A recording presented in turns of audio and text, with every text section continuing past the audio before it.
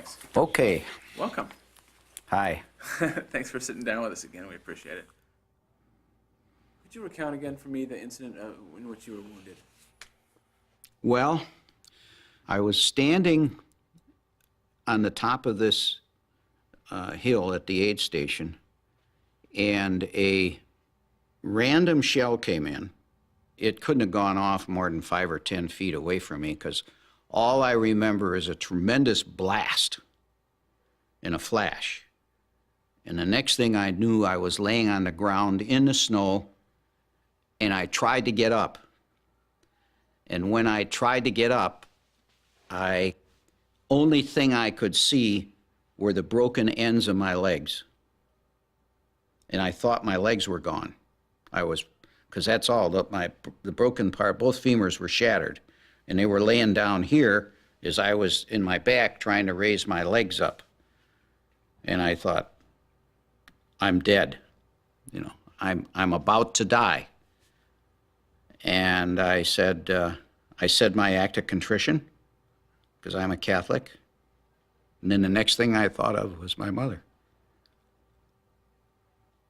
And I thought, what's she going to say? Because I was an only child.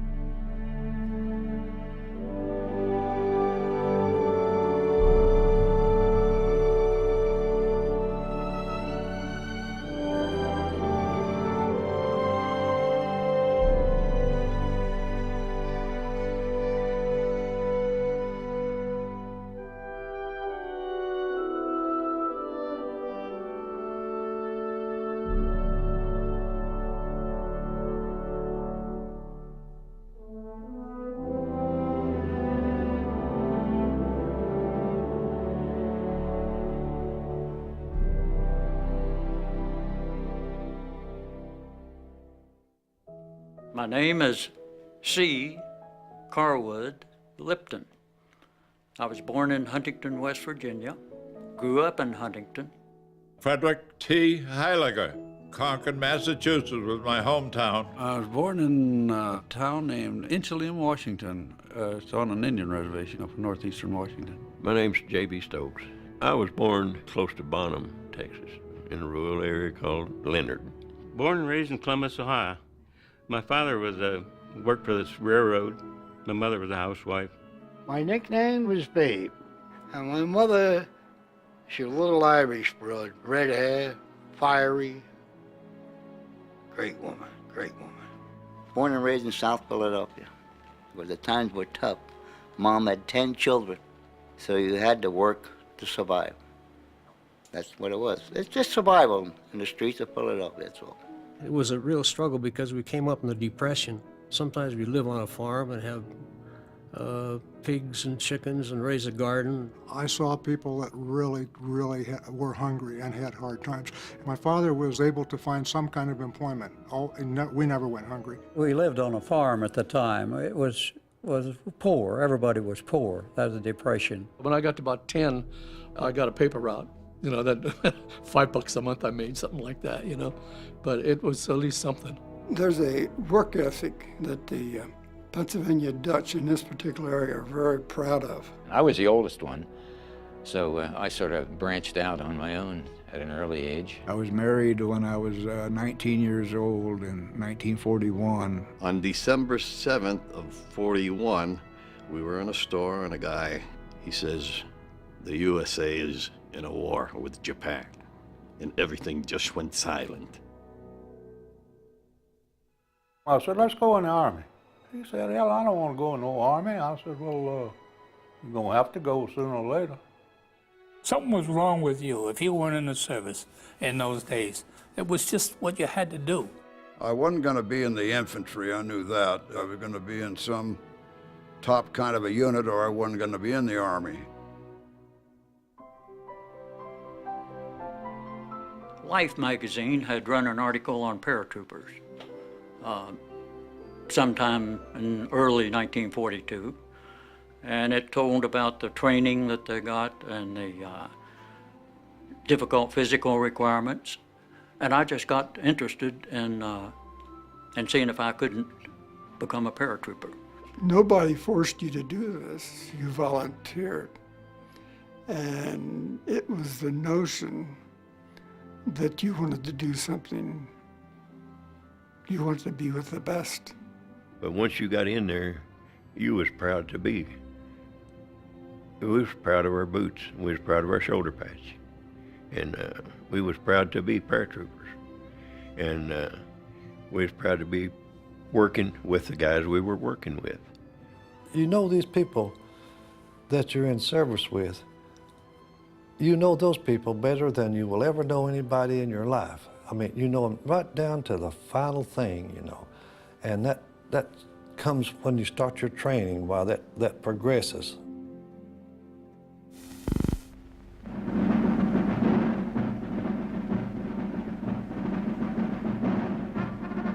Each man was like a heavyweight champ of the world boxer. Out of 100%, only 10% made it. I thought I was going to die. There wasn't no holding back. You had to hang in there. You had to be tough. We marched 118 miles in 3 days. The training I got and the men I trained with gave me the confidence to go into battle. We were just a bunch of ordinary kids when we went in, most of us. And a lot of the training was to build you up physically and mentally.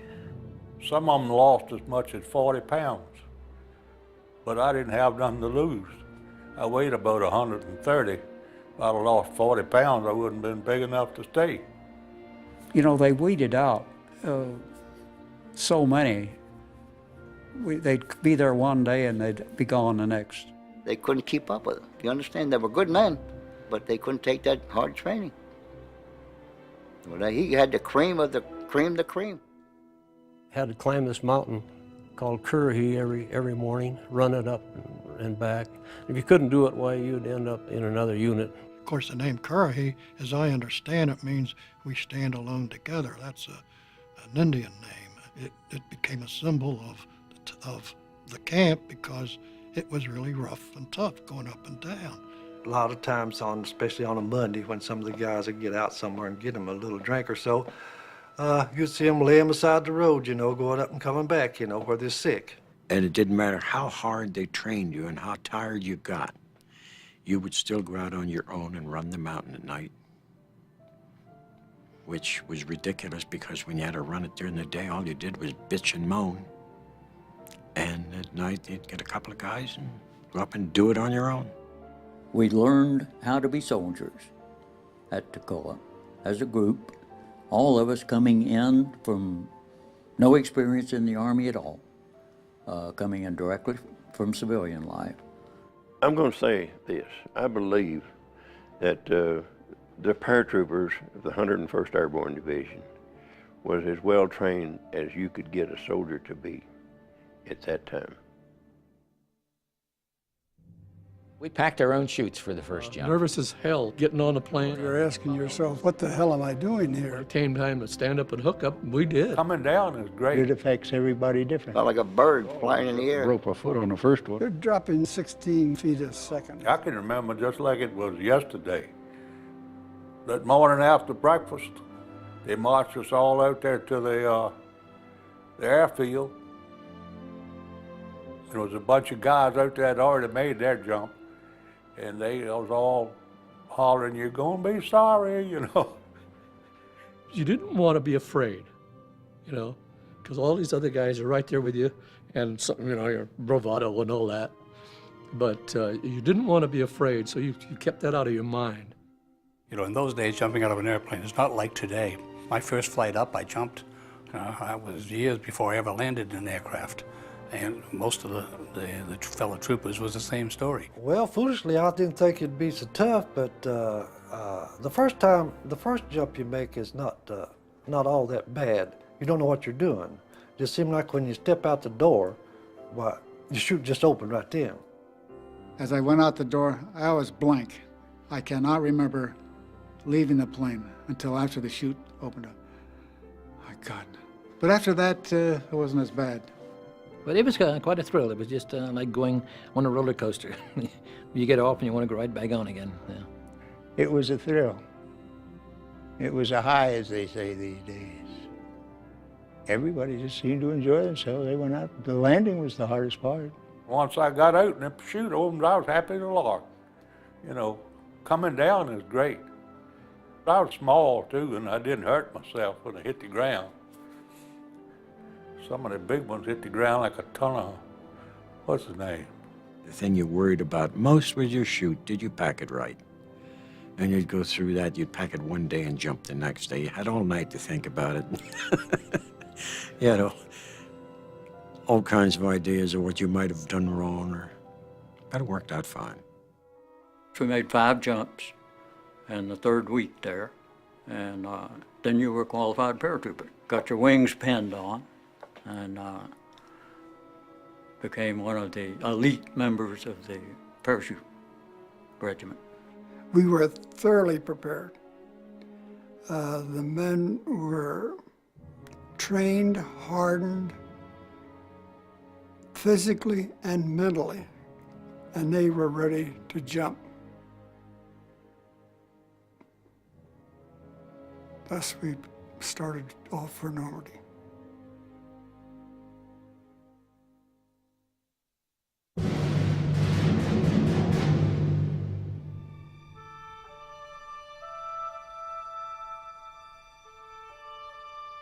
When you walk up that gangplank, you know you're going. As you pull out of harbor and you pass the Statue of Liberty, will I ever be coming back? I don't know.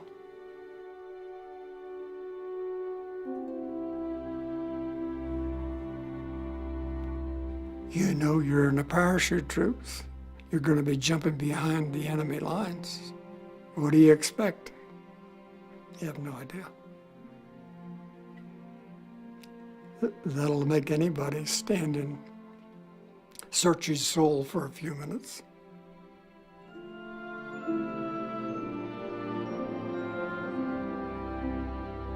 We were ready. We were ready. We were stationed in England for about a year before D-Day. We had a lot of maneuvers and parachute jumping. They put us in a camp preparing us for D-Day. In other words, just about a week before D-Day, they put us in no liberties, no nothing. You couldn't get out of the camp. They had guards around the marshalling area, so nobody could leave. That's when you felt that this is it. We did not know which day. We did not know where we were going to jump until we were locked in. And then they had debriefing to tell you exactly what your mission was.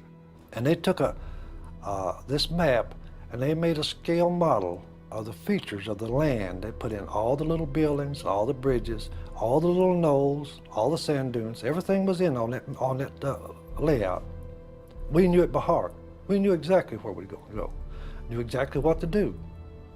I mean, if you could have been there at the time to see where the planes were lined up and all the gliders hooked up to the planes. Tanks and trucks and fields and fields and fields of them. I had no idea that there was that much hardware. So there was no question about it. We knew it was going to be big. And that day that, we got the orders to get in the planes, this is it.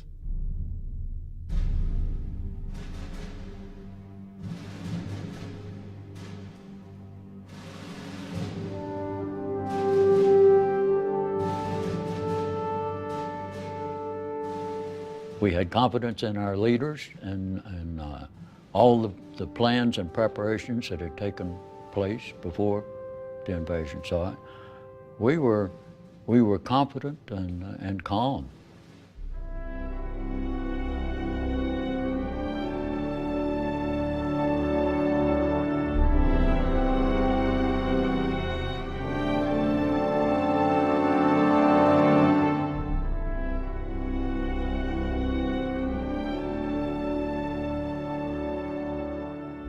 We were all loaded down to the gills.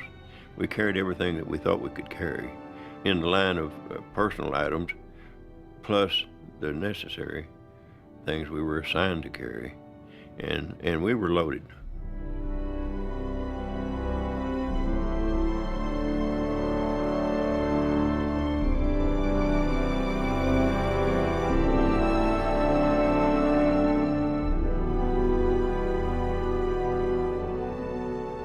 Everybody got in there, and a lot of them were very scared. I was scared too, but probably in a different way that other people were. As long as I was in that plane and they were going to get me there safely out of that plane, that's all that I worried about.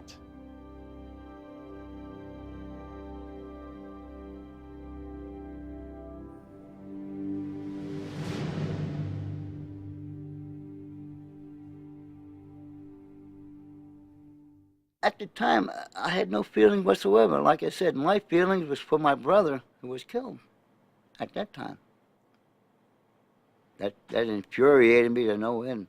And that's when I jumped on D-Day, I swore I was going to kill every damn German I came across. And that's why I think they nicknamed me Wild Bill, because I did a lot of killing D-Day. The sky was pretty clear coming across the channel.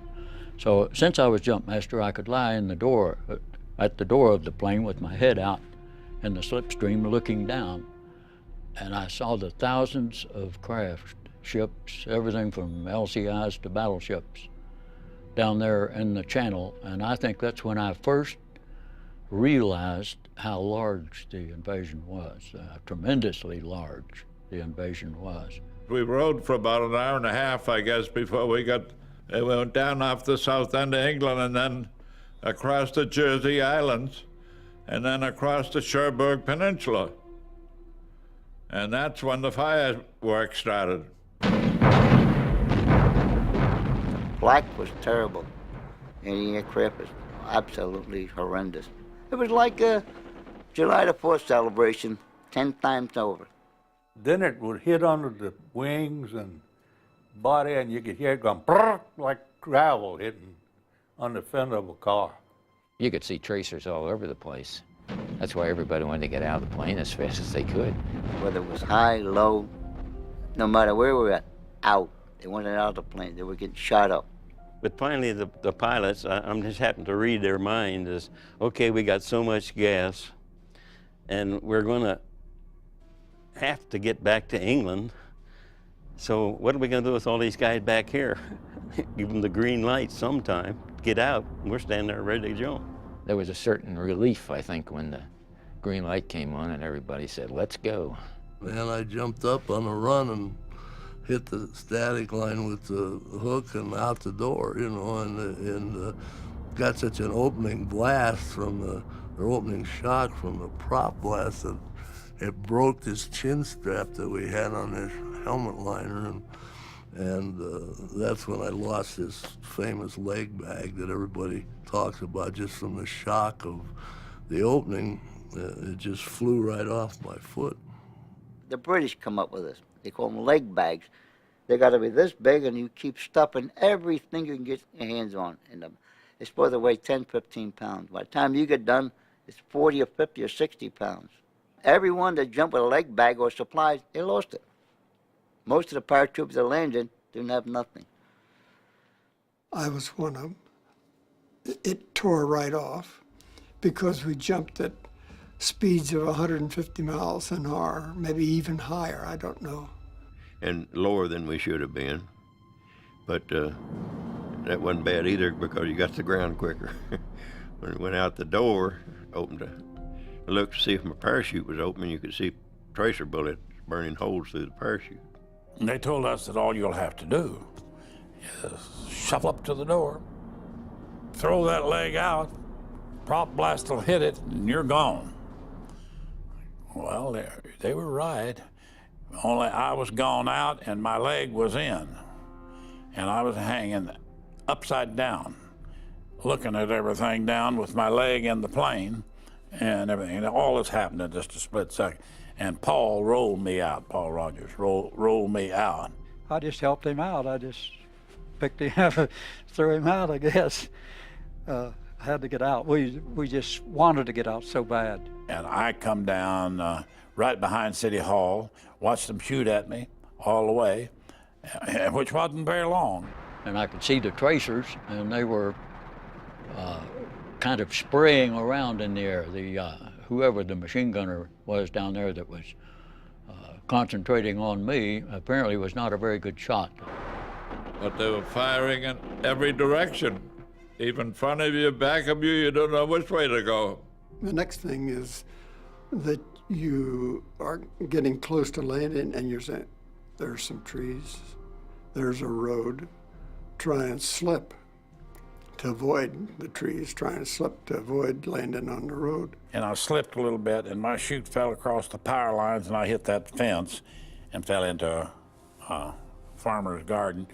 And that fence had, I'll never will forget it, it had glass in the top of it and cut me up and everything, but that didn't bother me. I was down, and I got down with my gun. I hit the ground in a kind of a field, and we were way, got looking at my map, and we wasn't anywhere close to where we were supposed to be. We didn't know where we were. We was plumb off our maps that they'd give us. So we had to make our way back. We knew that the beach was to the east of where we were, so we headed that way to get down to the beach to find out where the outfit was. My friend from Erie was in another plane. When I hit the ground, I hit about 2 feet away from him. And him and I start walking around looking for more of our troops. And we were running into Germans everywhere, but we had to hide, you know, because if we didn't, we were dead meat. And I lit in a tree. I had my trench knife, and I reached up and grabbed a hold of it's a big trunk, the tree. I swung into it. I cut those risers with, I think, one swipe, and I come down that tree like a monkey. And then there I was with a trench knife and a canteen and about 6 candy bars in my pocket, ready to fight the German army, you know. So there's 4 guys that were with me on D-Day who did have nothing but a jump knife when they landed. So we had a hope scrounge. As it worked out for all of us, later on we run across somebody who had been killed, and you take his weapon, and that's how you get a weapon for D-Day, rather haphazard. We were scattered all over the peninsula practically, so it was quite a confused situation, but we were better prepared for it than the Germans were. The Germans didn't know where we were. Whereas on the beach, those people coming in on those boats, those Germans had those big guns aimed right at them, you know, and just waiting on them. They had it tough. They had it tough. I admire every one of them.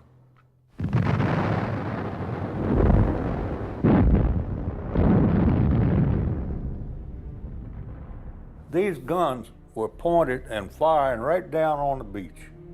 And the people out of the landing craft were trying to come onto the beach, and they were firing right down on them.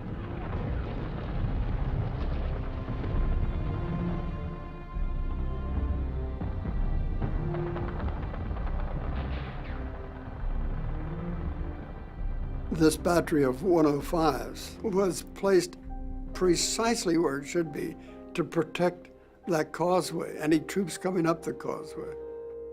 As you sit back years later on and look at it, you think, oh, this was laid out exactly right, tactically.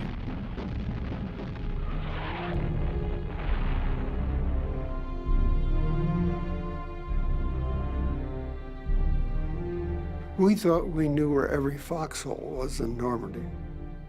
We knew where everything was. We knew it cold. But on this one, the Germans had moved in there and camouflaged us so well, we didn't know it was there.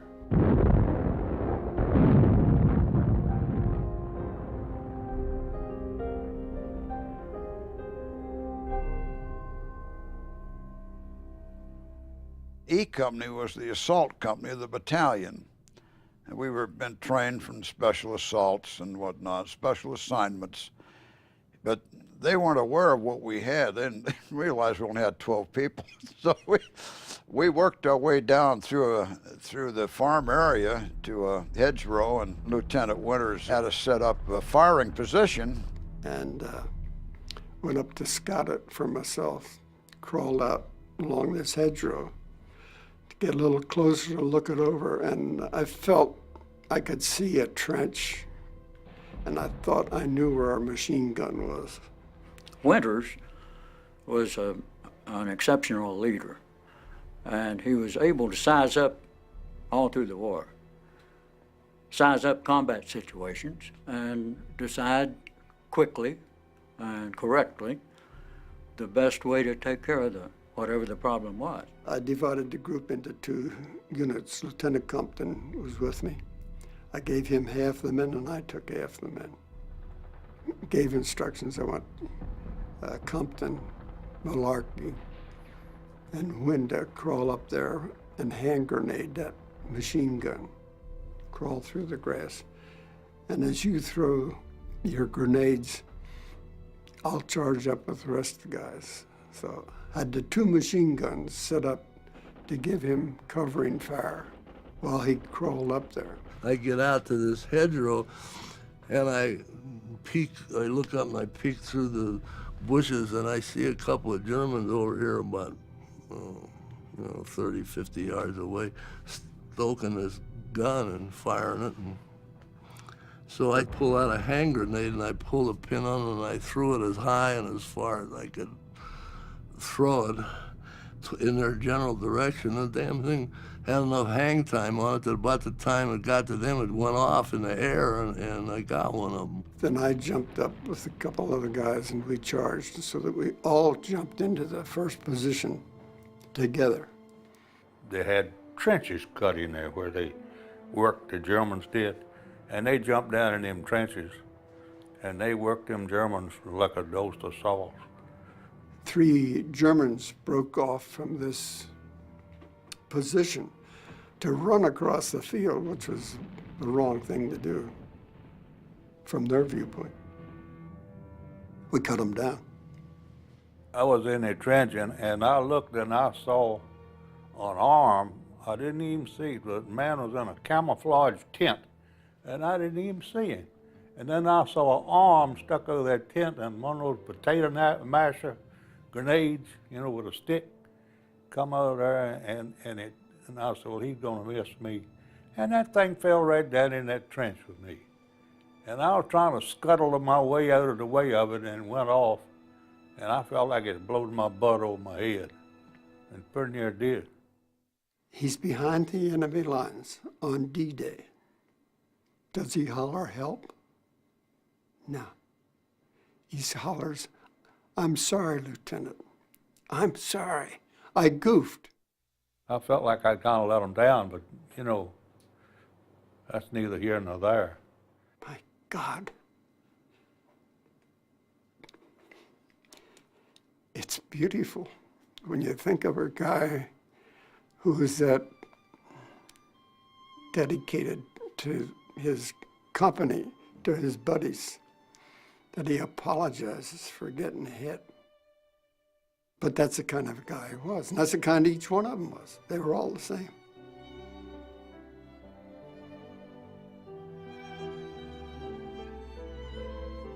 I look upon them, each man with great respect, respect I can't describe. Each one of them proved himself that he could do the job.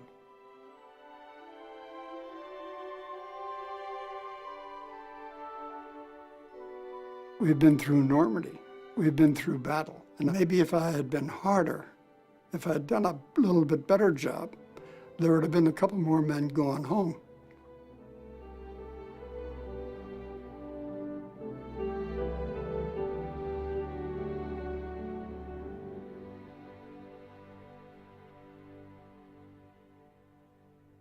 I never thought I'd get through D-Day, let alone the next phase or the next phase. I thought I was going to get killed instantly. The chances of survival is very, very slim, extremely slim. As the parachute, we got that done in Edinburgh, Scotland, 1944. Me and Johnny Martin. Drunk as a skunk. Well, Garnier and I decided we'd go to Scotland and get a tattoo. We didn't figure we had a chance to come home. But, yeah, but we thought, well, hell, the war's just starting, and Christ, we're 50% gone now, so it's a long haul.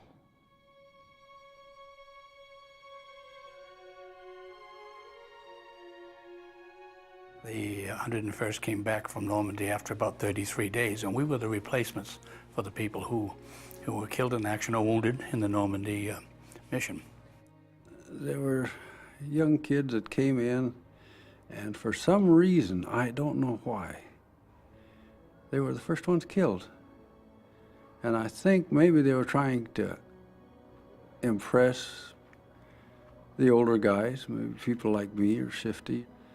We were in awe of them. They were wearing infantry badges, you know, their uniform. They had a star on their jump wings. They were like heroes to us, you know. That's how we looked at them. I don't know why, but I got right there to where I didn't want to be friendly with replacements coming in because, God, I didn't like to see them get killed. It just tore me up. And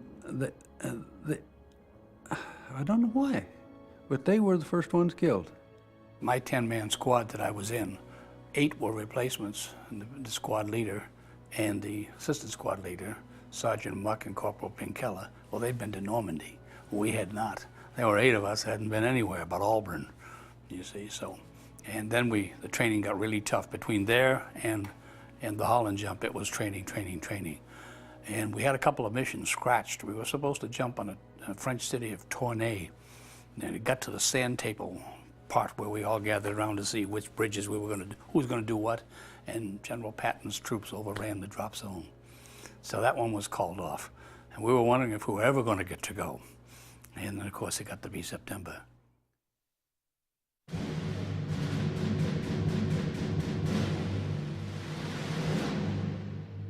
It was a Sunday afternoon, noontime, 70 degrees.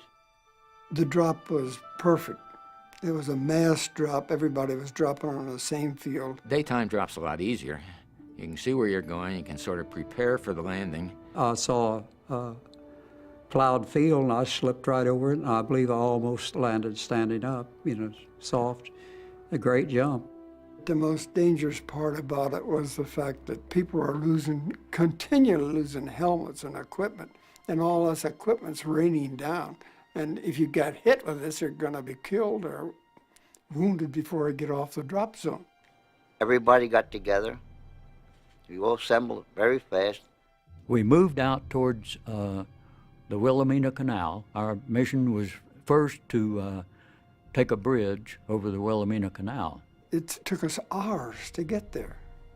And taking hours to get there, the few German troops that were to secure this bridge had plenty of time to set their charges to blow the thing up.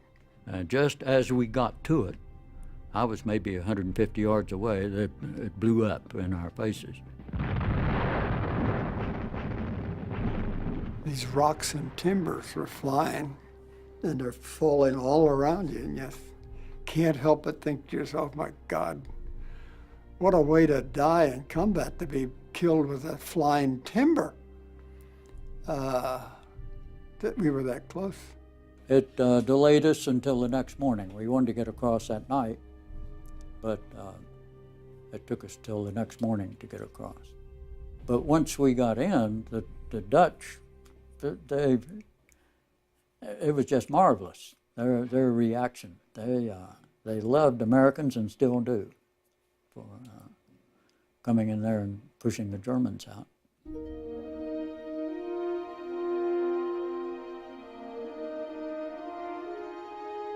They call us angels from the sky, which we were. I mean, you're under German occupation for 4 years, right? It's horrible when you see paratroopers come out of the sky on Sunday morning. Who are they? They're your angels. They love you. Their welcome was unbelievable. They couldn't restrain how happy they were to see you. And it was hard to even get down the streets because the people were out there swarming all over us trying to congratulate us for being there and all that. And they hugged you and kissed you, and we didn't mind. You know, naturally, we was young. We didn't mind at all. And they were really proud to see us. And to the point where it was dangerous for us trying to clean out the town because snipers did some damage in a situation like that.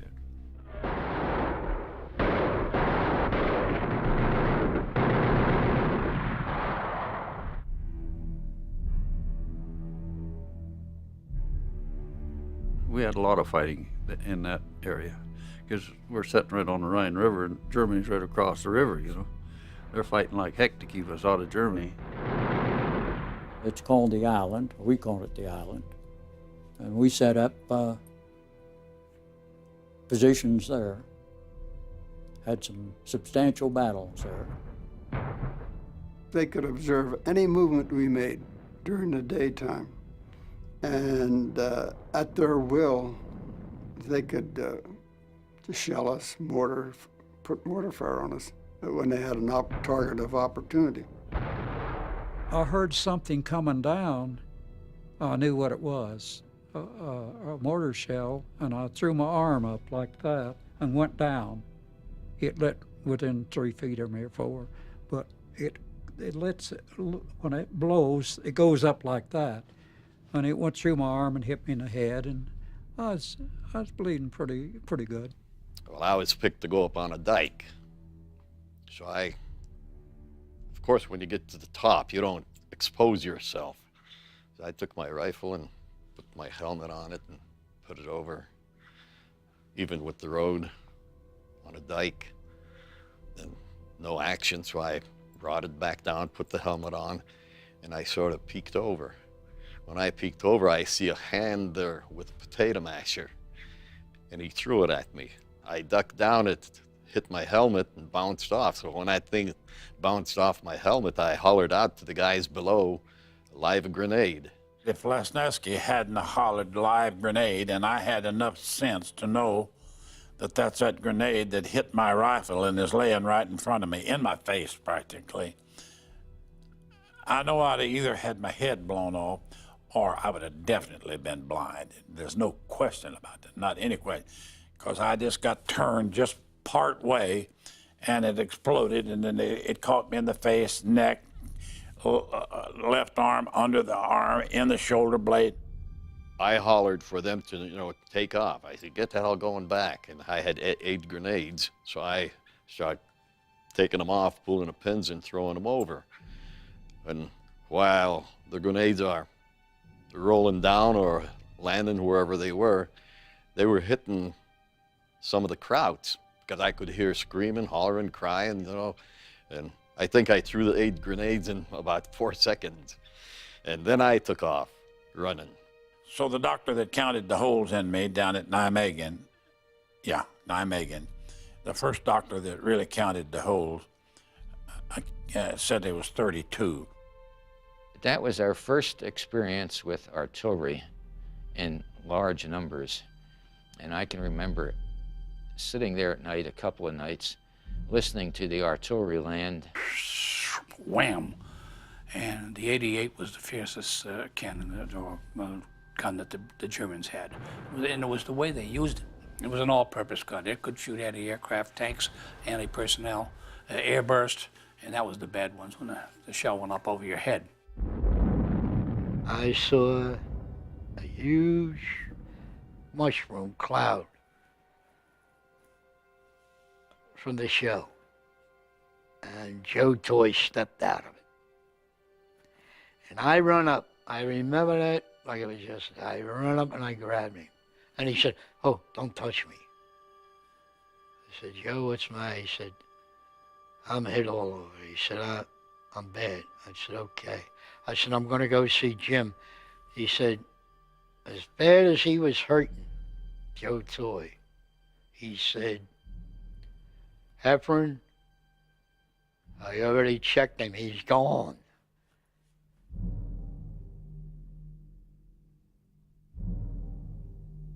Jim Campbell might be alive today. If he hadn't have said to me, "Heffron, you stay here with your gun. I'm going up." And I never, I sleep on it, I eat on it, I never forgot that. And anybody that went through it, I'm going to tell you the same thing. They can't, nah. It's just so bad all your life. You got to remember what one guy did because he thought it was his job to do, and he took a shot for you.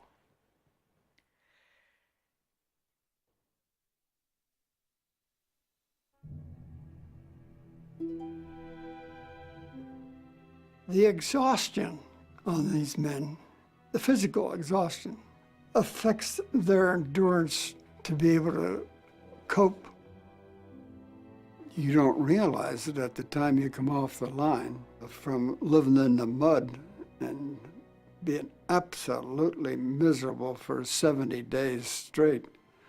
You didn't realize at that point that you're only going to be off the line for a few days and you're going to be facing Bastogne.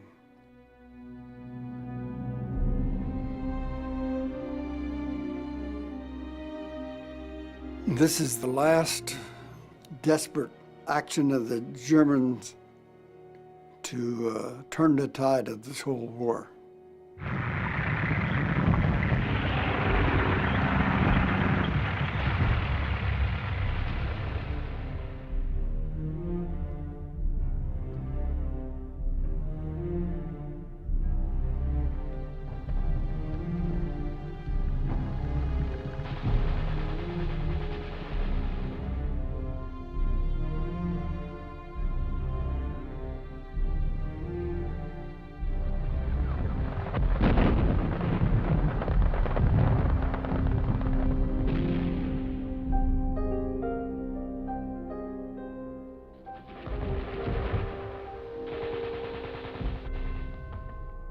But it is Bastogne, though. This is Bojack's Woods, right? Yeah. It is the woods. Sure looks different now. There ain't no snow. These trees might have been replanted. Look how I straight think if the trees look like they did in 44 and 45, we could get a better idea. That's it. Yeah. It's the town of Foy. Oh, this is definitely the area. This is definitely.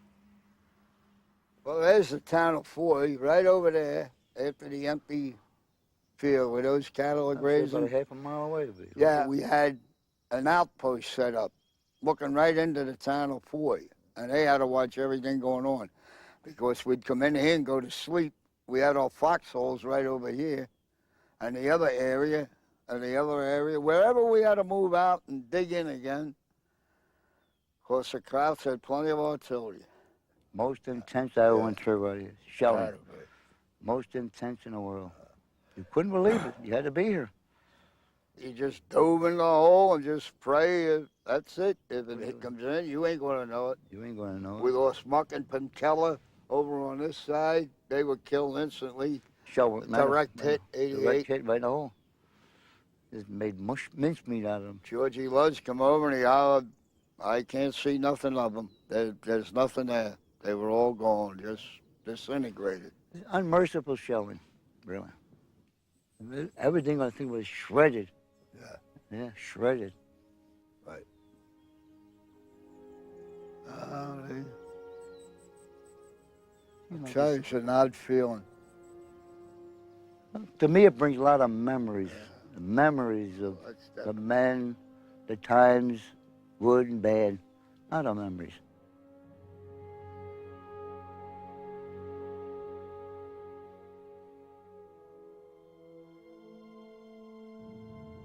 It was the most miserable place I've ever been in my life. Even today. A real cold night, we go to bed and my wife will tell you that the first thing I'll say is, I'm glad I'm not in Bastogne. The Germans wanted to get Bastogne because of the road network. That's why it was such an objective. So that's where we had to hold, which we did. 318 trucks come in around noontime, and by that evening, everybody was loaded and moving out. We were short of equipment. We didn't have enough ammunition. We didn't have enough warm clothes. But we had confidence that our higher military authorities would get to us whatever we needed. That when we got up there, we didn't know what we were getting into. There was very little information, only that the Germans had broken through. We went down, loaded on the trucks, and another truck came by with weapons, and they pitch weapons up to the truck, and you catch a weapon, that's what you got until you got to Bastogne.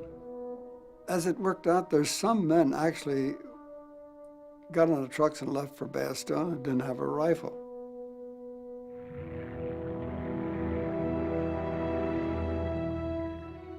When we got there, we saw men singly and in twos and threes working their way back, some of them even without weapons, without equipment. Some of them were terrified. They were beat to a nub, and every one of them were telling us, you know, they're going to kill everybody. They're running over everybody.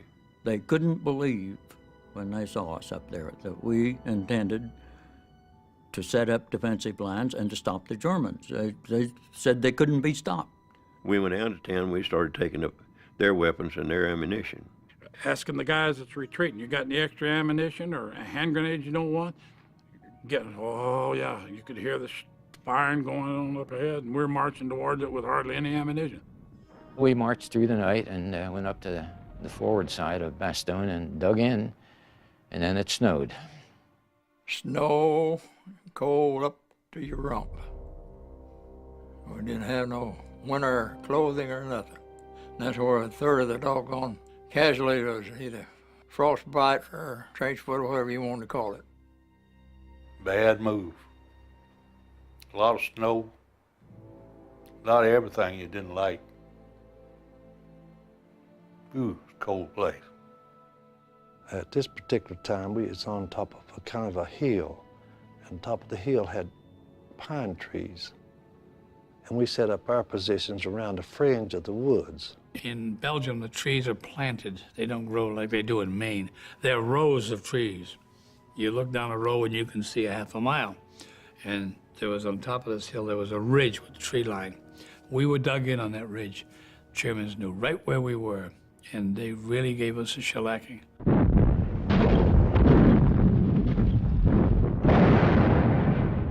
To infantrymen in wartime, the Mother Earth is your best friend. And you can always dig a hole and get out of sight, you know. We dug plenty of those. Yeah. You'd be surprised how quick you can get through that hard ground when somebody's shooting at you and them shells are falling. Now, you can make fast work of it.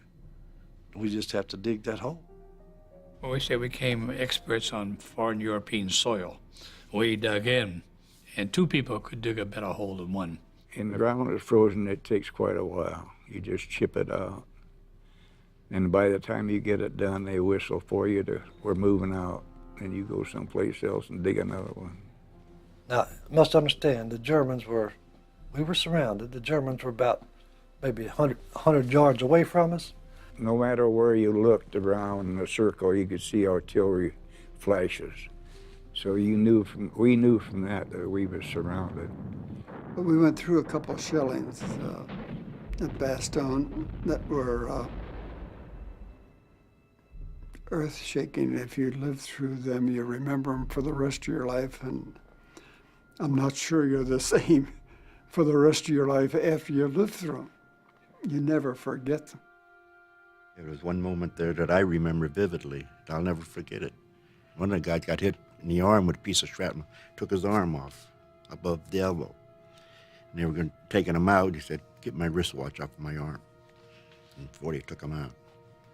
That always stayed with me. I mean, calm voice and everything, "Get my wristwatch off of my arm." On the 3rd of January, we withdrew back to our former positions there up the hill from Foy. And when we got there, we could see that the Germans had zeroed in artillery there. Because trees were knocked down, branches were knocked out of trees, there were holes in the ground. It was right at dusk, and the Germans had this, this woods of ours zeroed in completely, and as we hit the woods, why this tremendous artillery attack came.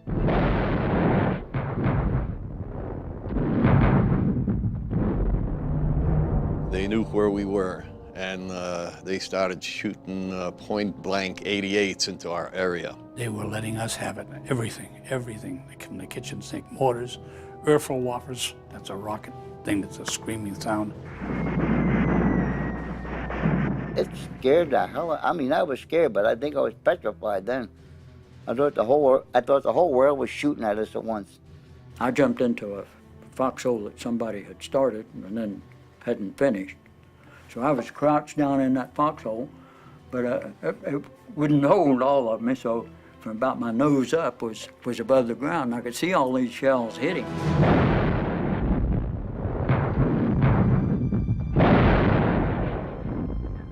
Sergeant Garnier lost a leg, and Joe Toy lost a leg in the same place right there on one hill.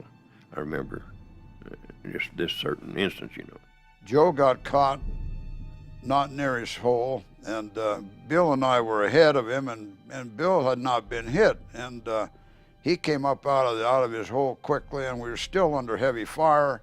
Joe said, "Jesus Christ, what do I have to do to die?" He got hit real bad, in the back and the leg. And he's out there and have a medic, and he can't find a medic. I went out to see what I could do for him. Bongo, I got it too. I went over to Garnier. He was sitting on the ground. His leg was badly mangled. He was holding his leg and it was jerking like that. And he said, "Lip, they got old Garnier this time." He had been hit before, but they really got him there. We got him out of there, like Babe Heffron and I and some others, and they brought a Jeep down, and we put him on stretchers, and I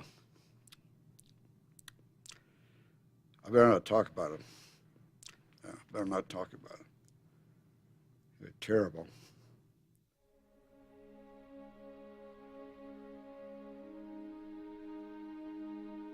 We had lost some very good men there. Toy and Garnier had lost their legs there. A number of other people were killed. It was a difficult situation there.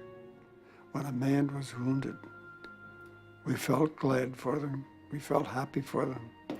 He had a ticket to get out of there, and maybe a ticket to go home. And when we had a man who was killed, we found that he was at peace, and he looked so peaceful. And we were glad that he found peace. We had this assistant squad leader named Mallet. He was from New York City. And I overheard him talking one time. This was in Bastogne. He says, I've been through Normandy and went through Holland. And to this day, he says, I haven't got one scratch. He says, I'm afraid when I do get it, I'm really going to get it. And he was right. In this little town of Foy, he got killed. So I don't think he had any premonition of it. He just wondered about it, you know. But I never did wonder. Never give it much thought. You just live from day to day. Keep your fingers crossed, and that was it.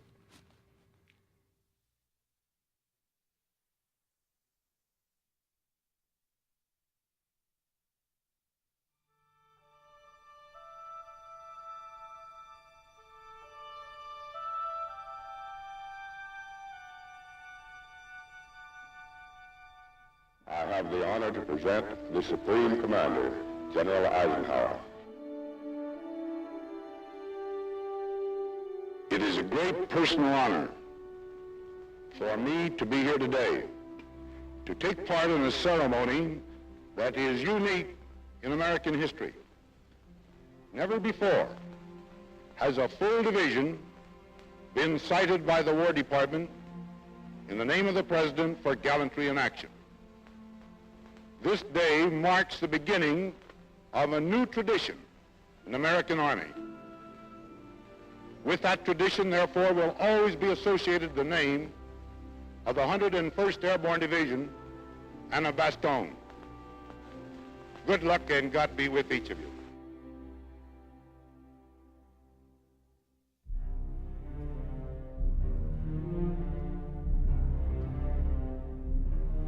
The Germans had started to surrender. They still had their arms.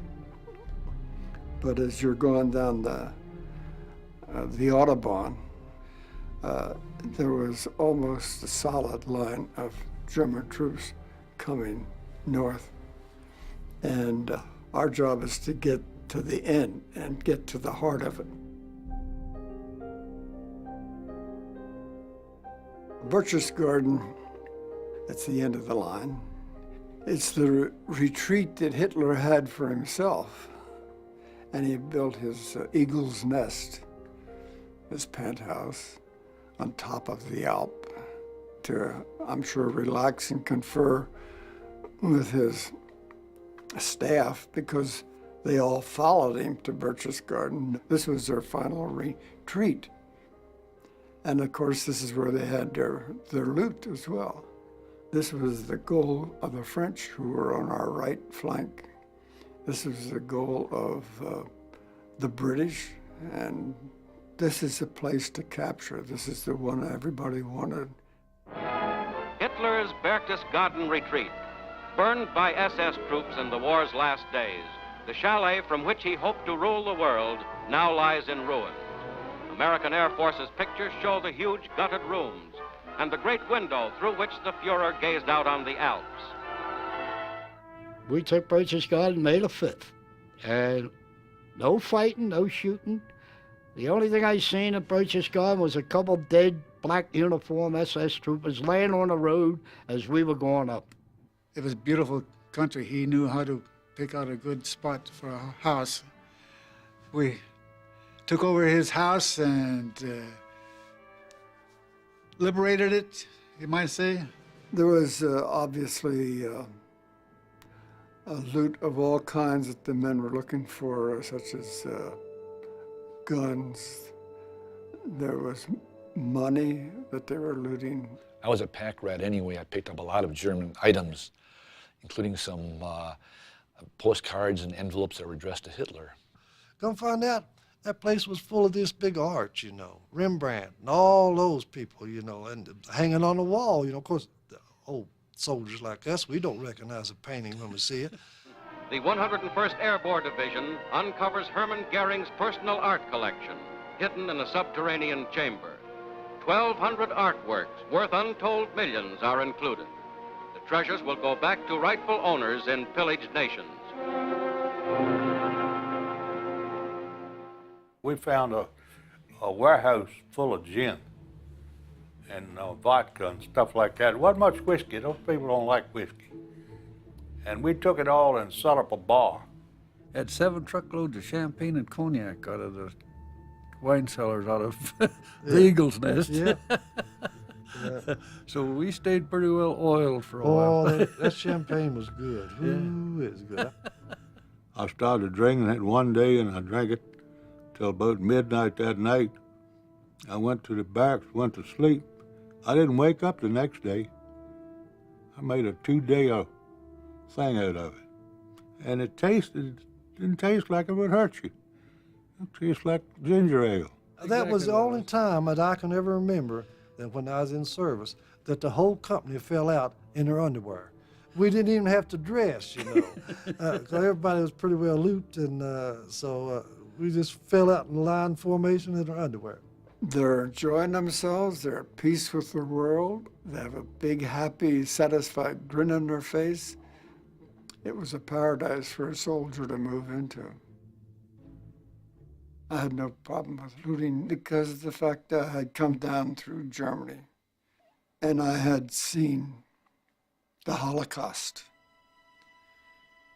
And I had seen what the Germans had done to the Jewish race, and I'd seen what they had done to the displaced persons, and what they had done in their occupation of France, and what they had done to their occupation in Holland, Belgium. So that by taking over their homes for a few nights to bed down my men, and if they picked up a few trinkets, I had no problem.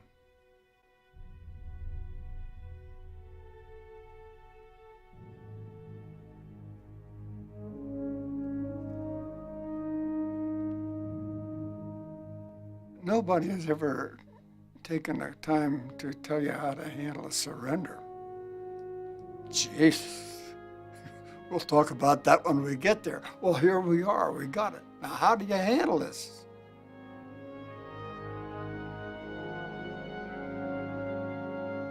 The German army was a well-disciplined army, and those prisoners that come down out of the Alps, they came down in formation. They marched down. They didn't drag down, you know, or nothing like that.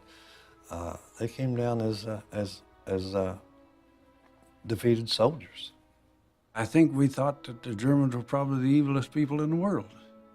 But as the war went along, we found out also that it wasn't the Germans per se. It was the SS and the special troops. They were the ones that could kill their own people, and the regular German soldier was not that way. One of those prisoners handed me this little book I could have, and I looked at it, and it was a little Catholic prayer book for the Mass. And all of a sudden, I'm faced with the thing, hey, I haven't got Nazis here, I got some Catholics. And I've got a Catholic good enough to stick one of these in his pocket. A lot of those soldiers, I've thought about this often. That man and I might have been good friends. We might have had a lot in common. We might have liked to fish, you know, he might have liked to hunt. You never know, you know. Of course, they were doing what they were supposed to do, and I was trying to do what I was supposed to do. But under different circumstances, we might have been good friends. I have a great deal of respect for them as soldiers. They were very good soldiers. But they're still enemy, so they must be controlled as prisoners. When it reached the level of surrender for company and smaller units, I was assigned this major, and when he walked in, he presented me this pistol and offered his personal surrender, which naturally I accepted gratefully. So that would be the end of the war for his men, and this is basically the end of the war for my men. And the significance is that it wasn't until later, when he had given me this pistol and I had a chance to look at it carefully, that I realized this pistol had never been fired. There was no blood on it. That's the way all wars should end, with an agreement with no blood on it. And I assure you, this pistol has never, never been fired since I've had it, and it will not be fired.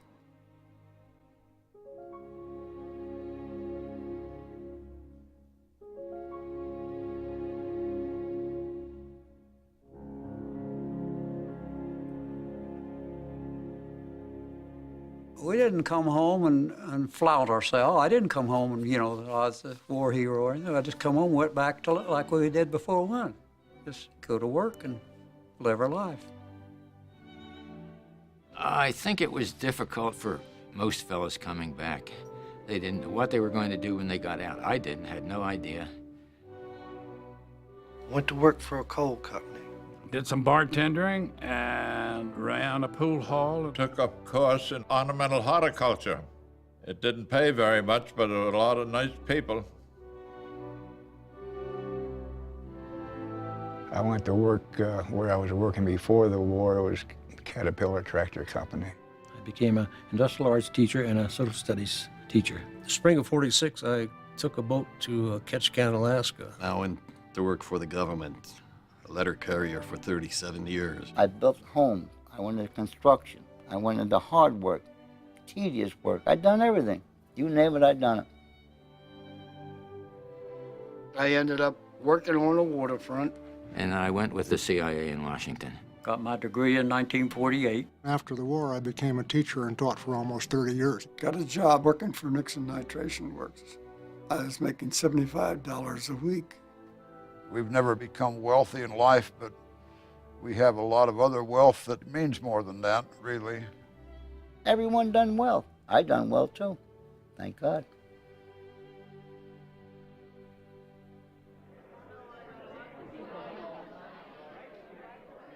I want to welcome each and every one of you to our banquet tonight to celebrate the ending of a fine reunion. Thank you all for coming. And I want to extend the best wishes to all the men from Company E506. I love you. God bless you all. Thank you. The purpose the reunions serve is just to give us a chance to get together and talk to each other. We relive some of the Army experiences, but we have great respect and you might say affection for each other. The type of affection that you get when you've lived through many dangerous situations together and have learned that you can rely on each other. If you see the people today, that bond's still there. The bond you can't explain. As soon as you see them, you know you're thinking of battles and thinking of it to yourself. The men stand out amongst each other. There's an intimacy develops, and like nothing that I've ever experienced anywhere, not in college, not in with any other group of people. We're a strange bunch of dudes, as far as I'm concerned, to be this close after all these years. That's the thing that gets me, is I like brothers. I'm back in my youth now. When I get to these guys, I'm back when I went to service. It's fantastic. I'd like to make 20 more reunions. We had a lot of real good times in there. And those are the times that you really remember, you know. That's, a lot of those is what we kid each other about, you know, at these reunions a lot of times. And then you had a lot of bad times. My family didn't know anything about it. And I just didn't tell them. I just, you know, figured it's something that didn't need talking about. It was done, over with. We didn't know Shifty the way the men know Shifty. You know? So, but he started talking about it just in the last 5 or 6 years. Last 5, I'd say. It was like that was another life, you know. he was another person, and we weren't aware that the stuff he went through, things he'd seen. I didn't even, you know, it didn't even dawn on me that he'd killed people. I really admire my daddy. He's a good guy. He's a real strong guy. We travel a lot, and we've been to France and to that cemetery. It's just incredible. There's crosses upon crosses upon crosses, and just lined up perfectly as far as the eye can see. And then there's a cliff, you know, and then the ocean. These weren't just anonymous statistics. These were people that I knew, and I told my daughter, I said, this guy here died at age 19 or 20. A whole life, never lived. No family, nothing. No children, no opportunity to have some satisfaction of building a life, nothing. When I went there, I said, Dad, my gosh, Dad, you were so lucky. And he looked at me and he said, yeah, I'm very lucky, and he started crying. These guys have been with each other in the absolute base experiences of human existence. They were there with each other, knowing you're going to die, or thinking you're going to die, or seeing people dying all around you. And there they went, day after day, and I admire that. It held my father even on his tombstone as Sergeant Joe Toy. 506th PIR, 101st Airborne Division. That's what he wanted on his tombstone. It meant that much to him.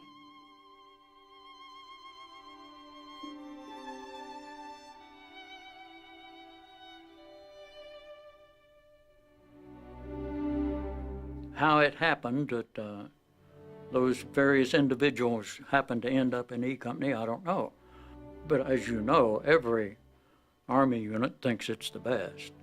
But we knew we were the best.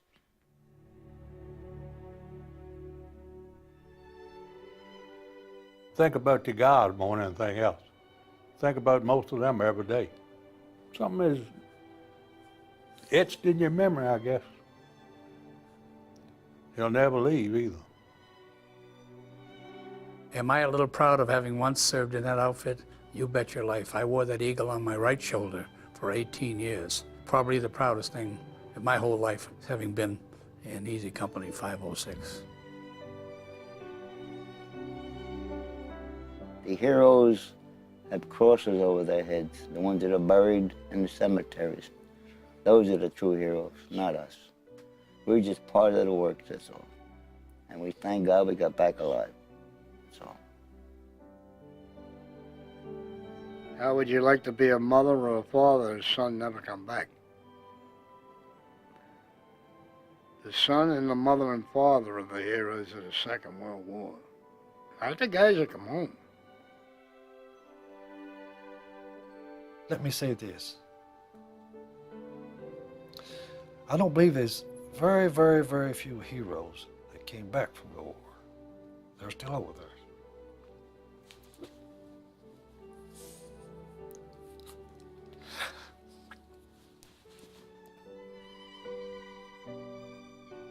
Do you remember the letter that Mike Ranney wrote me? Do you remember how he ended it? I cherish the memories of a question my grandson asked me the other day when he said, "Grandpa, were you a hero in the war?" Grandpa said no.